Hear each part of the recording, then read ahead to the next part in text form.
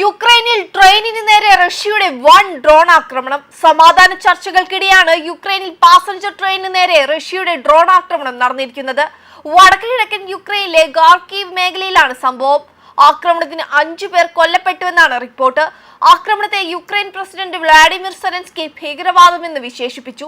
ചൊവ്വാഴ്ചയാണ് ഗാർക്കീവ് മേഖലയിലെ ഒരു ഗ്രാമത്തിനടുത്ത് ട്രെയിൻ ആക്രമിക്കപ്പെട്ടത്. ഹംഗറിയുമായും സ്ലോവാക്കിയയുമായും അതിർത്തി പങ്കുചേരുന്ന ചോപ്പ് എന്ന സ്ഥലത്തു നിന്നാണ് ട്രെയിൻ പുറപ്പെട്ടത്. ബർവിൻകോവ് പട്ടണത്തിലേക്കായിരുന്നു യാത്ര.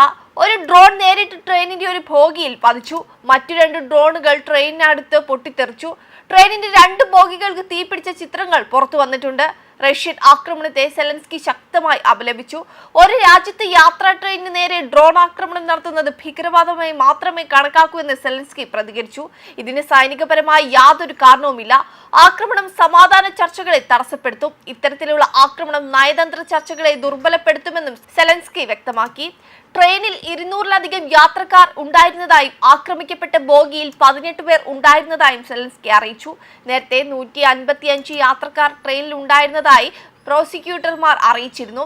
ഉപപ്രധാനമന്ത്രി ഒലെസ്കി കുലേബ് ഈ ആക്രമണത്തെ റഷ്യൻ നേരിട്ടുള്ള ഭീകര നടപടിയെന്ന് വിശേഷിപ്പിച്ചു. രക്ഷാപ്രവർത്തനം നടത്തിയവരെയും യാത്രക്കാരെയും അഭിനന്ദിച്ച യുക്രൈൻ റെയിൽവേയുടെ ചീഫ് ഒലെസ്കാണ്ടർ പെറ്റ്സോവ്സ്കി ട്രെയിൻ സർവീസ് തുടരുമെന്ന് പറഞ്ഞു. ഇതിനിടെ ഒഡേസ നഗരത്തിൽ നടന്ന റഷ്യൻ ഡ്രോൺ ആക്രമണത്തിൽ 3 പേർ കൊല്ലപ്പെടുകയും 30-ലധികം പേർക്ക് പരിക്കേൽക്കുകയും ചെയ്തിരുന്നു. ഗർഭിണിയായ ഒരു സ്ത്രീയും 2 പെൺകുട്ടികളും പരിക്കേറ്റവരിൽ ഉൾപ്പെടുന്നുണ്ട്.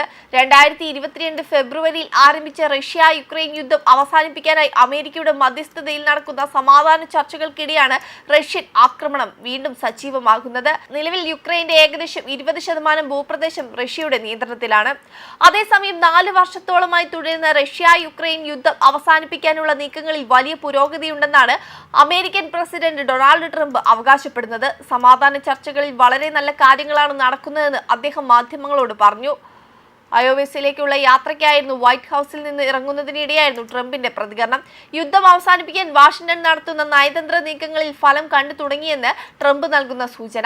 അമേരിക്കയുടെ മധ്യസ്ഥതയിൽ കഴിഞ്ഞ വാരാന്ത്യത്തിൽ അബുദാബിയിൽ വെച്ചാണ് റഷ്യയുടെ യുക്രൈന്റെയും പ്രതിനിധികൾ കൂടിക്കാഴ്ച നടത്തിയത്. ട്രംപ് ഭരണകൂടം അധികാരമേറ്റ ശേഷം ഇരു രാജ്യങ്ങളും നേരിട്ട് ചർച്ചയ്ക്ക് ഇരിക്കുന്നത് ഇതാദ്യമായാണ്. ചർച്ചയിൽ പെട്ടെന്നൊരു തീരുമാനമുണ്ടായില്ലെങ്കിൽ നയതന്ത്ര വഴികൾ തുറന്നു തന്നെ കിടക്കുന്നു എന്ന സൂചനയാണ് ഇരുപക്ഷവും നൽകുന്നത്. ഫെബ്രുവരി 1 യുഎഇയിൽ തന്നെ അടുത്ത ഘട്ട ചർച്ചകൾ നടക്കുമെന്ന് തീരുമാനമായിട്ടുണ്ട്. എല്ലാ കക്ഷികളും ചർച്ചയിലെ ഓരോ കാര്യങ്ങളും അതാത് തലസ്ഥാനങ്ങളിൽ അറിയിക്കാനും നേതാക്കളുമായി ആലോചിച്ച് അടുത്ത പരിപാടികൾ സ്വീകരിക്കാനും തീരുമാനിച്ചുവെന്ന് യുക്രൈൻ പ്രസിഡന്റ് വ്ളാഡിമിർ സെലൻസ്കി ടെലഗ്രാമിൽ കുറിച്ചു. സൈനികവും സാമ്പത്തികവുമായ വിഷയങ്ങൾ ചർച്ചയിൽ ഉയർന്നു വന്നു.